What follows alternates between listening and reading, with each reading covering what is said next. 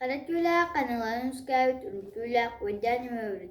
Kırık kınatta kınçötten köpüt bırımız balıga barkaran taksıbıt. İkke daktağ inen sireddağ o kırıktağ ulan yurda urankay amak amunun habu. Bu basta barka bayda gottağın düzdü. Lakiniga ançıga ebeden armalas ayılan üskâbit ebit. Bulas kazarabat yatıya kanağanyay ilget algav tehellâq milqana mağsın yeyiq sitten can unar buran sugun iki wal bir kız oğulların törüttörün olarbuttar. Kız oğulların 16 sahın toğlar diğeri at alağa karaktakka ködürbüdüktür.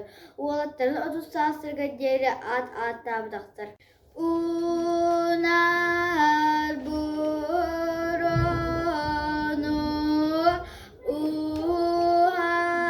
uhatar uruyu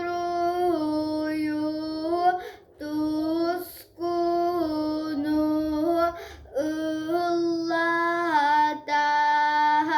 ıllatar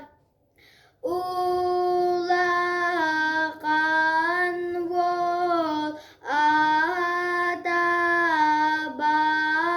baltara batırgen bolun ölü ürgörün üdülünen bolu anyar açıgıy wol ada ayı duragastay gen bolun